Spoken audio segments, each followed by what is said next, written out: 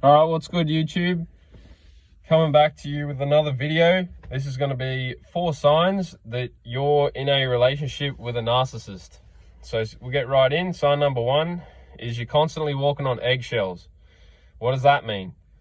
That means that you're always going through your life, your day, whether it's night, evening, whatever the time of day it is, walking on eggshells, wondering, when are they going to call? When are they going to text? When are they going to enter the house? When are they going to enter your life?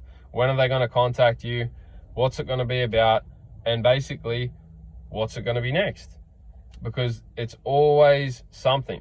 So regardless of what you do for them, what you give them, how much you help them, how much of yourself you give to the narcissist, it'll never be enough. And like I said, you'll always be constantly walking on eggshells. You'll never, ever, ever be able to give this person enough.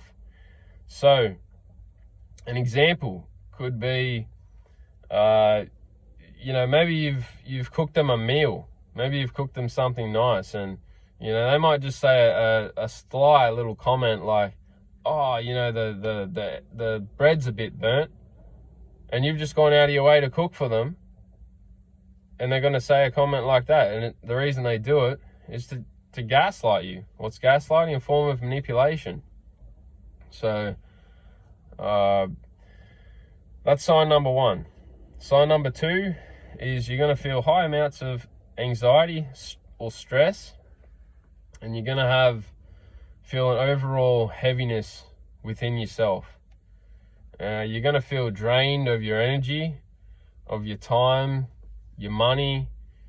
You spiritually just become pretty much dead, and just overall you just feel drained, particularly emotionally as well, psychologically, and in kind of almost every area of your life. You're just going to feel absolutely sucked dry and drained. And if you're stuck with this narcissist for a long period of time, it takes a toll. It really takes a toll on you. So you want to just be aware that if you feel these things around a particular person, that's a sign that you're in a relationship with a narcissist. Because any normal, healthy person, you're not going to feel anxiety, maybe guilt, shame. You're not going to feel any of those things around a normal, healthy person. Number 3, you have lost your true sense of yourself and who you are as a person and what you're here on this earth to do and achieve whilst you have your time here. And you'll lose your identity, and you'll actually, in a way, become an extension of the narcissist and carry traits and characteristics of the narcissist through their identity, which they have unfortunately seeped into you because they've clawed their dirty fangs into you. And that's the sad reality of it, and it's the truth. And unfortunately, you're going to have to find out what a narcissist is, discover the term narcissist or narcissism, before you're even going to be able to get to a point of discovering your true self. Number 4 is they will guilt or they will shame you by gaslighting you, which gaslighting is a form of manipulation. Why are they gaslighting you? Why are they trying to manipulate you? Control. They just want to control you. That's it. So they just want to be able to control you, be dominant, domineering, and have full control over you and your life and what you're doing.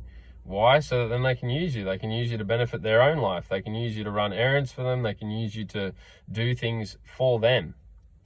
And it's never going to be about you. Like, if they do you a favor, it's so that at a later date, they could call you up and use whatever the thing they did to help you as a way of trying to manipulate you into doing whatever it is they want you to do for them, which is not normal. Because in any normal, healthy relationship, if you're watching this video, you're probably like me. You're probably just a kind, caring, loving person. And so you'd go out of your way to help someone because why? It's just a nice thing to do. But why do we do that?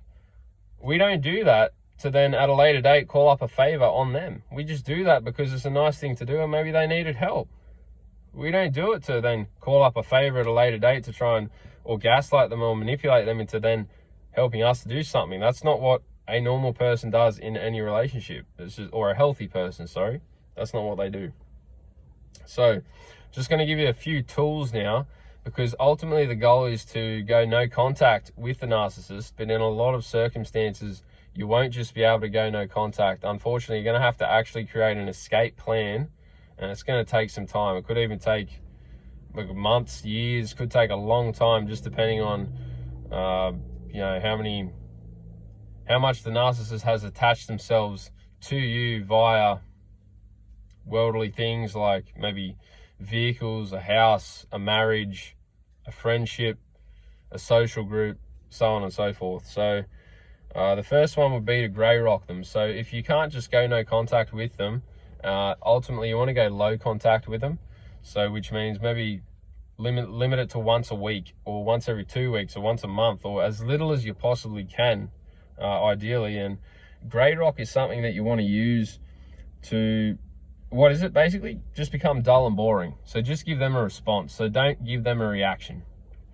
So when the narcissist is trying to basically gather information from you so that then they can use that at a later date to manipulate you further, you just want to give them a short, sweet response with no emotions attached to it, because that hurts them the most. Because now you haven't overshared, you haven't given them fuel or ammunition to use at a later date, and you also haven't given them your emotional response, which is what they wanted. And so then they'll just move on to the next person or the next source of supply, because that's all how they view people, human beings. Narcissists just view them as a source of supply. Yes, a source of supply is something you would get at a grocery store, like some milk or bread or whatever, but unfortunately that's how these toxic people actually view human beings. So the next one would be to limit talking to the flying monkeys. So what are the flying monkeys? I know it's a funny term, but it's the truth, and they are just the people the narcissist surrounds himself with. So it could be family, friends, it could be, again, people at sporting clubs, all these sorts of things. And so you just want to limit, because when you try to go low contact with the narcissist, best believe they will try and get to you through flying monkeys, so through others. And they will do it. I can guarantee you they will get through to you, and they will use them. And so this is why then you have to unfortunately limit time that you spend with them, which is easier said than done, but you just got to be aware of it, and you got to know, and you got to use some of these tools to combat it, like grey rocking, for instance. Another one is ignore calls, texts, and emails, and any form of communication with the narcissist themselves. So this is something that it's basically just healthy boundary setting. And so like you might only accept a call once a week or once a month, or you know, an email or a text, and all you're doing is letting them know that they don't have access to your time or energy, which are both your most valuable resources, at their fingertips whenever they want. You know, you're not a video game character. They can't just control you whenever it suits them and expect you to drop your life and drop what you're doing and drop your plans for them. It's not on. So the last thing, and I think one of the most important things, is to focus on yourself and focus on your own life. Because when you focus on yourself and achieving your dreams and your aspirations and things that you're wanting to achieve in your life, ultimately you're not really focused on them. You're focused on yourself, and you're focused on your own progress in your own life and your own growth and your own healthy relationships with others. And that is what you want to be focusing on as much as you can, because that obviously gives the narcissist no control. It gives them no power over you at all, which again, that's what any narcissistic relationship is about. They just want to be able to control you like you're a puppet in their life, and so that you'll just cater to them. So with all that said, I hope this video was value. If it was, please like, subscribe, share. Let me know in the comments if you found value in it. And if you did, that would be greatly appreciated. Please let me know. And God bless. See you in the next video. Peace.